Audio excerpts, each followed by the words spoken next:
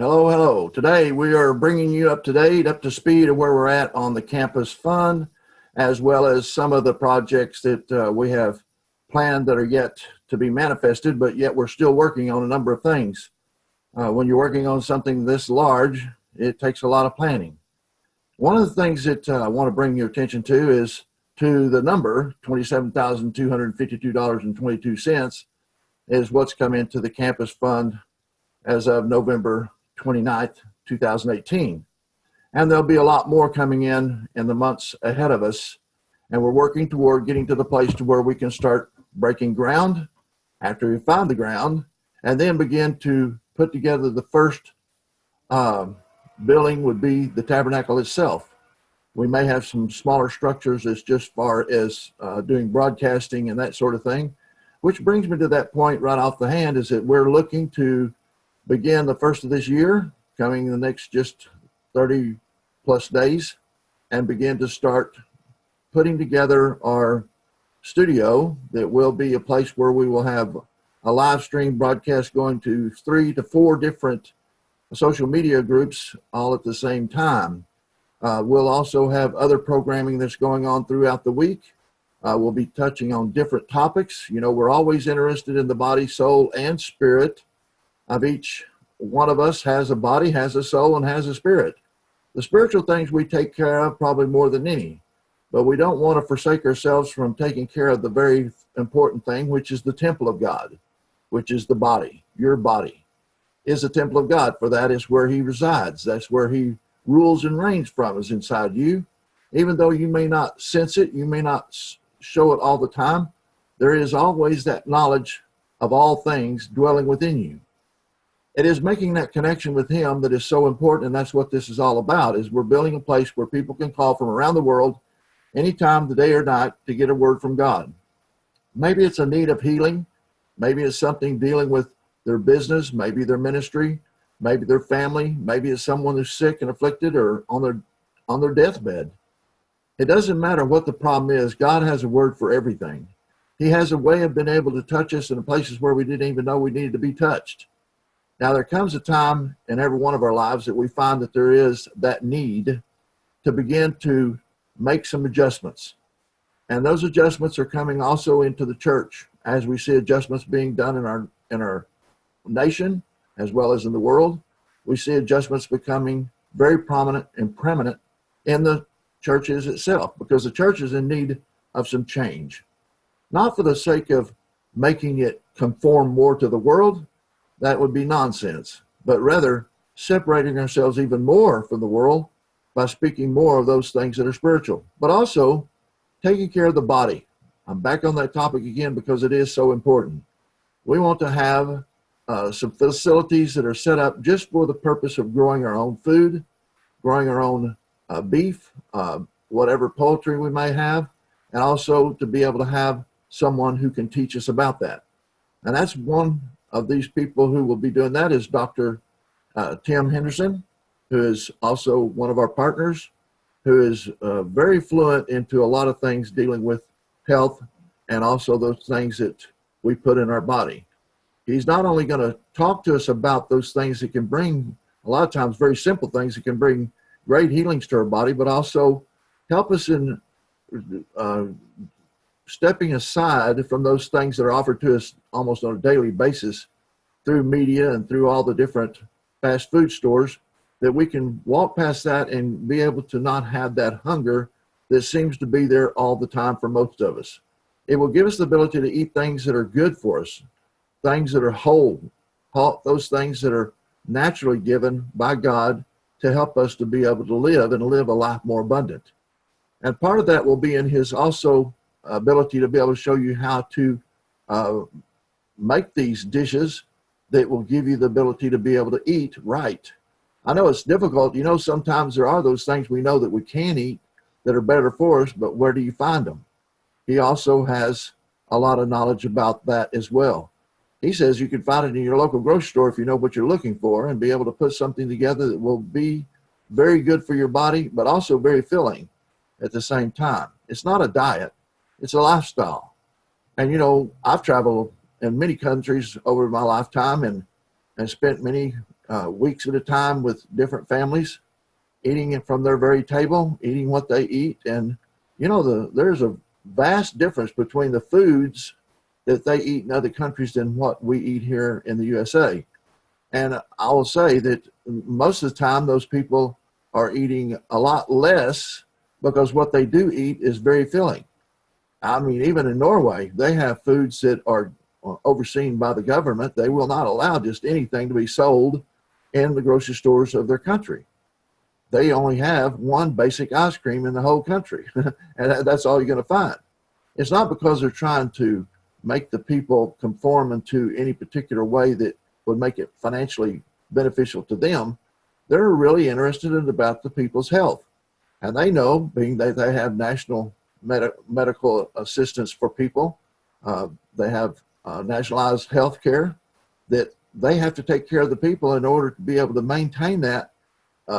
Bottom line of what it costs is to take care of the people in advance, keep them from getting sick, keep them from getting diseases, keep them from being able to put themselves in a position of where they're obese, which creates all kinds of diseases, as we all know. There is also a measure within that that gives them also the control to manufacture and process foods in a totally different way than we do in the USA. And how they process it is a big factor in what it does to your body. I think we all pretty much know that, but how do you get it here? How do you do this? That's one of the things that we will be doing on the campus, is not only learning, but inventing ways to be able to process foods in a way that is healthy and is not such that it is harmful to the body, but that it gives the body the ability to be able to do everything that it is created to do without the hindrance of sickness and disease. Which brings another point.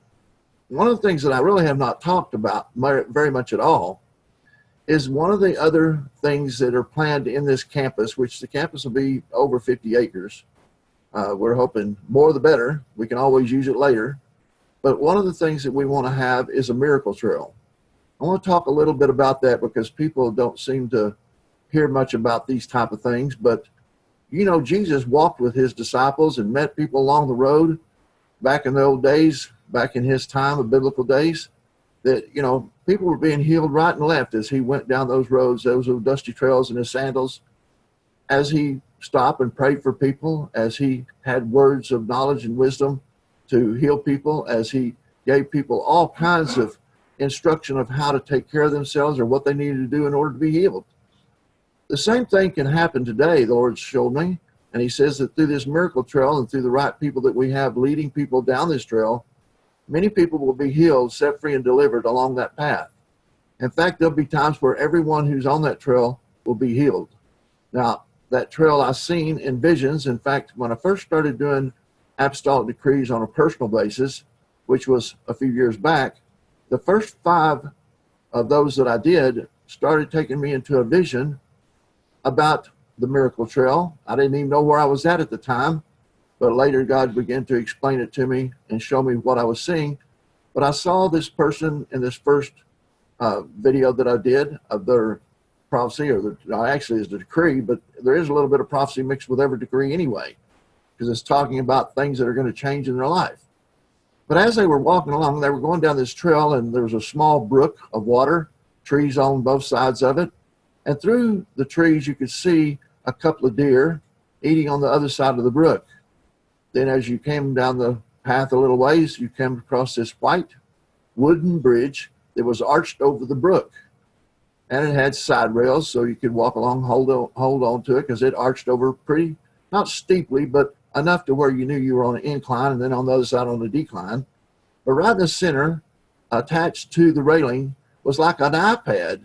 And I found it interesting that every time someone would stop, they would look at it, and then they would turn and walk on and keep going. I wondered, well, what's on that pad? And then I had a real strong impression that what was on that pad was a word for each one, and it was a different word that was coming up on that iPad. And I thought, well, that's odd. How did they do that? Well, there's a lot of things I see in visions and dreams that I don't even know what it is sometimes until some years later. And I think that'll be one of those things that I will have to learn later. But as I continued down the path, going through this meadow, I could see way down in the valley was an amphitheater that was tiered steps that went on a tiered seating, like an outside arena. And as people were gathering down there, they were going up into the stands and sitting on those, looked like stone, or maybe they were concrete, I don't know for sure. But it was an outdoor amphitheater, and someone was talking, and as I saw that person talking, people would come walking up and they would share the mic, and I saw what they were doing was they were testifying of how they were healed on the miracle trail. As they began to give their testimony of how they were healed, other people of the like kind sickness or disease that they were suffering, they also were healed. So it continued to happen until most everyone was healed of whatever they came to receive their healing for. And that's what the miracle trail did. Now, I saw buses coming into this place, and as these buses would unload, they would go into an auditorium, an indoor auditorium, and there was a lot of discussion and preparation of what they were there for and what they were expected to receive and how they were supposed to maintain their thoughts and process for them to be in a place of mind where they could receive their healing. You know, Jesus many times would have people leave the room wherever he might be praying with someone because of doubt and disbelief. Sometimes he passed whole cities because of doubt and disbelief. You know, it's also told to William Branham that he was told that if he could get the people to believe that 2 signs were given unto him, and that when those signs came, there would also be miracles and healings and words of knowledge and wisdom. Now, a lot of these things that happen for us in this time frame are there for a purpose that we might be able to receive from Jesus in this day and time. Now, he says in John 14:12 that he goes to be with the Father, and it is good that he goes to be with the Father because he will send forth the Holy Spirit who will give us greater works than he, that we would do greater works than he. Now, what is he talking about? Not being a carpenter, but he was talking about the works of the spiritual things that bring spiritual healing, deliverance, setting people free of whatever their situation is, whether it's addiction or whether it's just a disease or whatever it might be. Maybe it's something from an accident. There's no limitations in what God can do. It's just, are we willing to walk with him in doing it? And that's the whole thing. Once one of these groups of people were let down the trail, one of our people who is raised up in the doctrine and also the belief system that we have received from the Lord over the years, and as they begin to talk to these people as they go down the trail, there's many things that are asked, many questions are asked, and many answers are coming. And as that person's hearing God, God begins to use that person as one he will minister through. Most of the time, people just get healed for just being on the trail alone, just because there's something special about that place, about that way that we go about finding God, because we come with great expectation, and great expectation not only just for wishing, but knowing that we're going to experience God. And sometimes it just takes the mindset to receive what God has for you. Now, these things we're doing, this is what we're working for. We're also going to have a place for people to be able to live. It's going to be a place where there'll be commercial business. Mark Yao, one of our elders, was very emphatic about that we need to have businesses that other people that are doing business with whomever can do business there. And I'm not talking about just any old kind of business. I'm talking about some kind of, whether it's a health food store or whether it's a restaurant or whether it's a bakery or whether it's a coffee shop or whatever it may be. We have various types of businesses to give people there that are working to work in the campus. All these businesses will be on the campus, and they'll be able to live on the campus, work on the campus, worship on the campus, and be a part of what God's doing in a community. Now, this is all going to be in Gainesville, Texas, and we're working toward it. What we're going to be doing first is building the studio to start broadcasting specifically all about the campus. More and more will be talked about, more will be visualized, more will be described as how this place will look. And the more we talk about it, the more we raise the funds to be able to make it happen. Because it's all possible through God's wanting this done, not just a matter of finding the people who are willing to be a part of what God wants to do. I truly believe that those who sow into this are going to reap from it. I believe those who sow into it will be a part of it. I believe those who sow into it will wind up eventually retiring there, if not be there sooner. We'll have a place for our retired ministers, also our people who have been in the mission fields, people who have dedicated their life to serving God, but have nothing for them in retirement. If you give your life to Christ in this life, there ought to be a place in this life to take care of your senior years. That doesn't mean you're going to be put out to pasture. That just means you got a place to stay and a place to preach from and a place to even come back home to if you do go back out in the mission field. That is something we really believe in, something we know that is from God, and this is the vision of the tabernacle God's given me in 1991. It's taken this many years just to get to the place to have a full understanding or a greater understanding of what he wants to do. A lot of blanks have been filled in, enough so that we can start, and that's where we're going, and you're part of it. So if you have an inkling to sow into this, I want you to do so, and I'm just right now setting out an email to allow people to make a donation into the campus fund, and those who do, of amount of $127 or more, I will send you a prophecy, a personal prophecy about you, for you, just about you. And that will come to you in a video just like this, that it comes through an email, a link there. You open up the link and there will be the video. It'll have a password so nobody else can watch it except those who have the password. And then the password will be in the email as well. And you can just open it up and watch the video of your personal word. Remember, that will be there until the first of the year, January 2019. And then we will stop that for a while. Give me a chance to catch up on all of the prophecies that come in. And then we'll have another program. But by the time January gets here, we're going to start right away putting together the broadcasting center for broadcasting about what we're going to do. Not what we're planning to do, what we're going to do. I want you to be a part of it. God bless you all. To all, a good day.